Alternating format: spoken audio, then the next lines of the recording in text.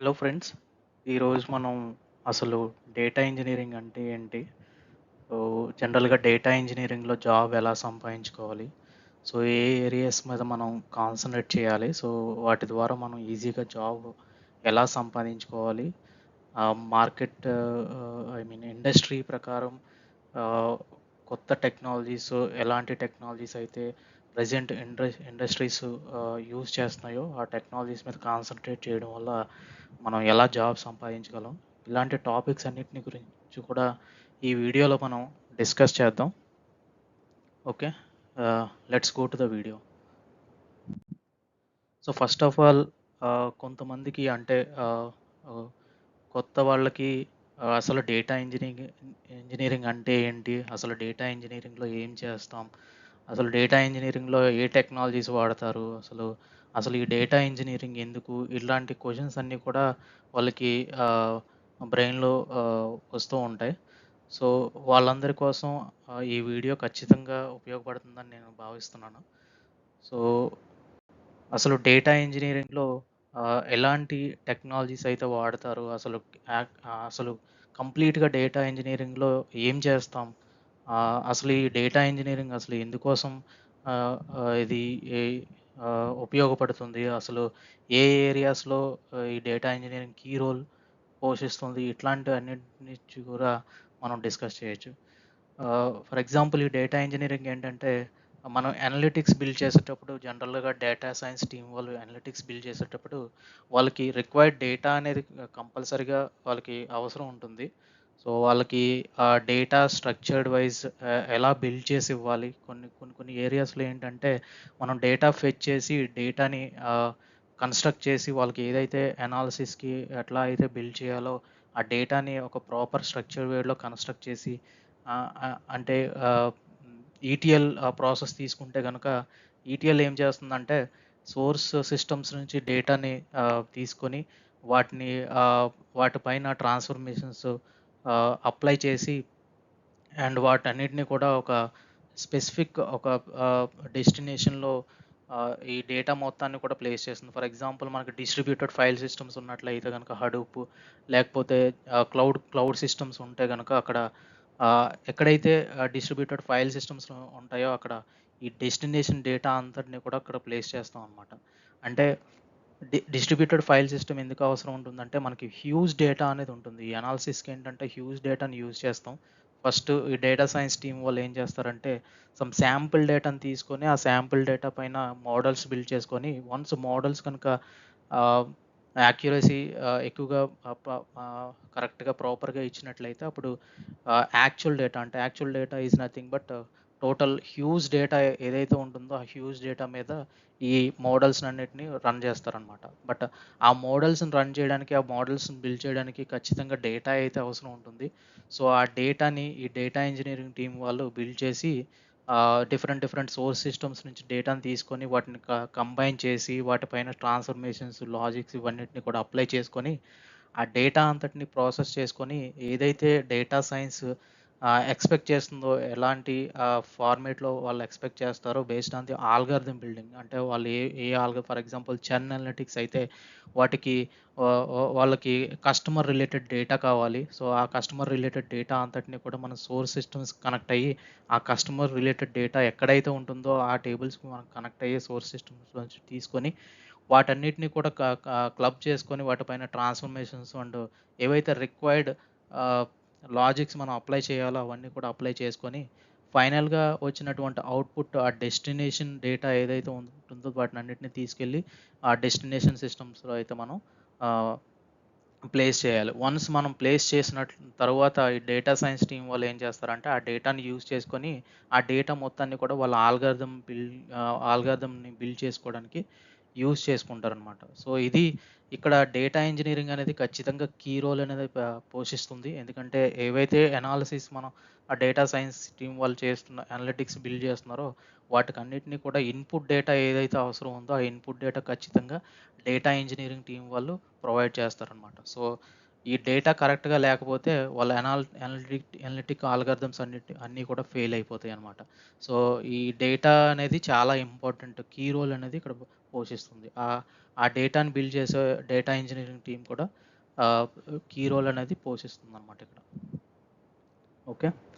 So, ఇది data engineering అంటే అసలు డేటా ఇంజినీరింగ్ ఎలా ఉపయోగపడుతుందనేది మీకొక అవగాహన అయితే వచ్చి ఉంటుంది. సో, నెక్స్ట్ నెక్స్ట్ వెళ్తే గనక ఇక్కడ అసలు ఈ డేటా ఇంజినీరింగ్ మనం ఒకవేళ కొత్తగా నేర్చుకుంటున్నట్లయితే నేనైతే ఈ బుక్‌ని నేను ఖచ్చితంగా ప్రిఫర్ చేయమని చెప్తాను. ఈ ఫండమెంటల్స్ ఆఫ్ డేటా ఇంజినీరింగ్ నేను ఆల్వేస్ ఫాలో అవుతూ ఉంటాను.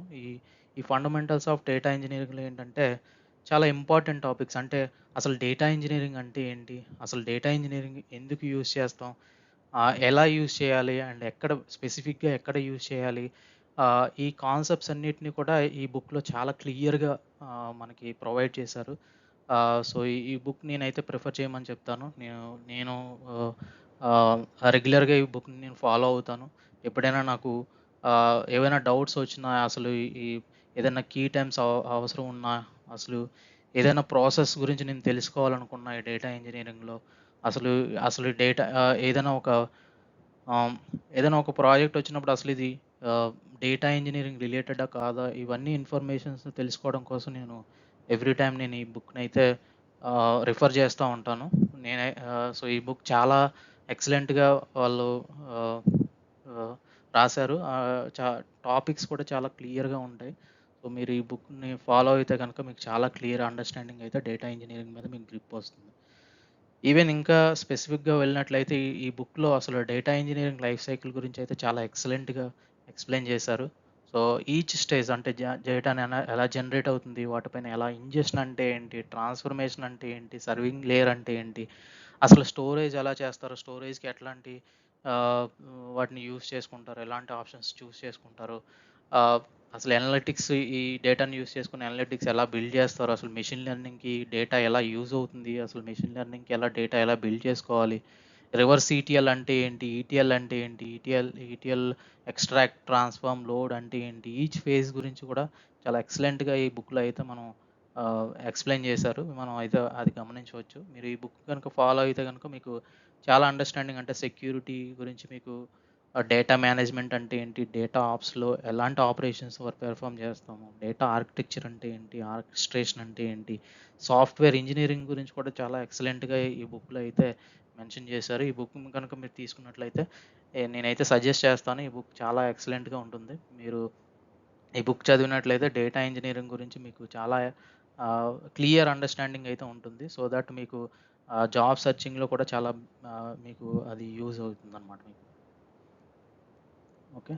సో, టెక్నాలజీస్‌కి వెళ్తే గనక ఫస్ట్ ఆఫ్ ఆల్ హడూప్ అనేది చాలా కీ రోల్ పోషిస్తుంది. మార్కెట్‌లో మీకు హడూప్ స్కిల్ సెట్ ఉంటే గనక మీకు ఆహ్, చాలా అంటే ఇది ప్రయారిటీ అనమాట. చాలా ఛాన్సెస్ ఉంటాయి మీకు. హడూప్ వచ్చినట్లయితే మీకు డేటా ఇంజినీరింగ్‌లో తొందరగా జాబ్ వచ్చే అవకాశం అయితే ఎక్కువ పర్సెంటేజ్ అయితే ఉంటుందన్నమాట హడూప్. హడూప్‌తో పాటు మీకు హైవ్ కూడా తెలిసినట్లయితే మీకు అనలిటిక్స్ అండ్ డేటా ఇంజినీరింగ్‌లో మీకైతే చాలా ఎక్కువ అవకాశాలైతే మాత్రం ఉంటాయన్నమాట. జాబ్ తెచ్చుకోవడానికి చాలా ఎక్కువ పర్సెంటేజ్ అవకాశాలైతే మాత్రం మీకుంటాయన్నమాట.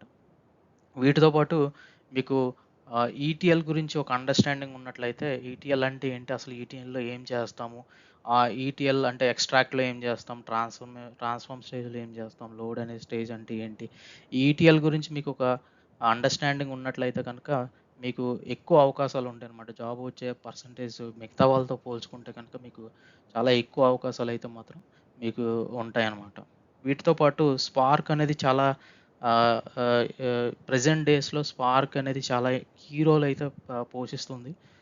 ఇండస్ట్రీలో ఆహ్, మీకు గనక స్పార్క్ గురించి తెలిసినట్లయితే స్పార్క్ మీకు ఐడియా ఉన్నట్లయితే ఆ స్పార్క్ ఫ్రేమ్‌వర్క్ గురించి మీకు ఎక్స్‌పీరియన్స్ ఉన్నా లేకపోతే కొత్తగా ట్రై చేసేవాళ్ళు వాళ్ళు ఆ స్పార్క్ ఫ్రేమ్‌వర్క్ మీద ప్రాక్టీస్ చేసినట్లయితే మీకు చాలా ఎక్కువ పర్సెంటేజ్ కంపేర్ టు అదర్స్ చాలా ఎక్కువ పర్సెంటేజ్ అనేది మీకు చాలా అవకాశాలైతే ఉంటాయన్నమాట. ఇండస్ట్రీలో చాలా ఇంపార్టెంట్ స్పార్క్ అనేది.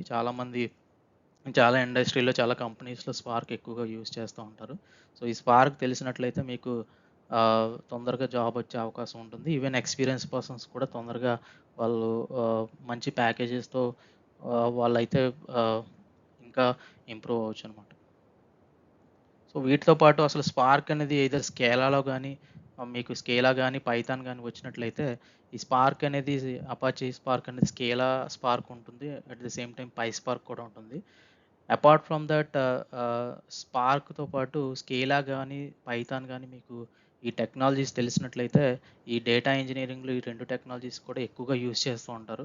సో, ఈ కంపల్సరీ టెక్నాలజీస్ వచ్చినట్లయితే కొంతమందికేంటంటే హైవ్ వస్తుంది. బట్ ఈ టెక్నాలజీస్ తెలియవు. సో, వాళ్ళకేంటంటే తక్కువ అవకాశాలుంటాయనమాట. సో, హైవ్‌తో పాటు ఈ స్కేలా, పైథాన్ మీద కనుక మీకు మంచి కమాండింగ్, మంచి గ్రిప్ ఉన్నట్లయితే మీకు ఎక్కువ అవకాశాలుంటాయి. అందరితో పోల్చుకుంటే మీకు ఆహ్, సో, గ్రోత్ అనేది చాలా స్పీడ్‌గా ఉంటుందనమాట. సో, వీటితో పాటు మీకు జీసీపీ అంటే క్లౌడ్ కంప్యూటింగ్‌లో జీసీపీ కానీ, లేదంటే ఏడబ్ల్యూఎస్ కానీ మీకు అవగాహన ఉన్నా, లేకపోతే కొంచెం ఎక్స్‌పీరియన్స్ ఉన్నా కూడా వాటిపైన మీకు ఇంకా మిగతా వాళ్ళతో పోల్చుకుంటే ఈ కాంబినేషన్స్ కనుక మీకు అన్నీ ఉన్నట్లయితే ఎక్కువ అవకాశాలు అంటే తొందరగా మీరు మిగతా వాళ్ళకంటే చాలా స్పీడ్‌గా గ్రోత్ అయితే మీకుంటుందనమాట. ఓకే. సో, ఈ టెక్నాలజీస్ గనుక మీకు గ్రిప్ ఉన్నట్లయితే మీకు తొందరగా అంటే ఈ డేటా ఇంజినీరింగ్‌లో తొందరగా జాబ్ తెచ్చుకోవచ్చు. ఒకవేళ మీరు ఎక్స్‌పీరియన్స్‌డ్ అయితే మీకు తొందరగా ప్రమోషన్స్ గాని, గ్రోత్ గాని చాలా స్పీడ్‌గా ఉంటుందనమాట. సో, ఇది ఫ్రెండ్స్ ఈ వీడియోలో మనమైతే ఎలాంటి టెక్నాలజీస్ నేర్చుకోవాలి, అసలు ఏ కాన్సెప్ట్స్ మీద మనం కాన్సంట్రేట్ చేయాలి అనేది మాత్రం మనం డిస్కస్ చేసుకున్నాం.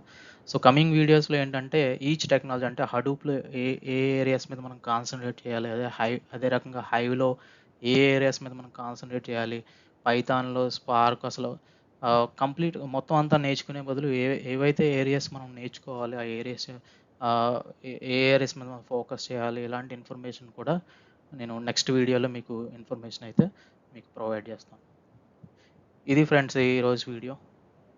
మీకు గనుక నచ్చినట్లయితే లైక్ చేయండి, షేర్ చేయండి. నా ఛానల్‌ని సబ్స్క్రైబ్ చేసుకోండి. Thank you.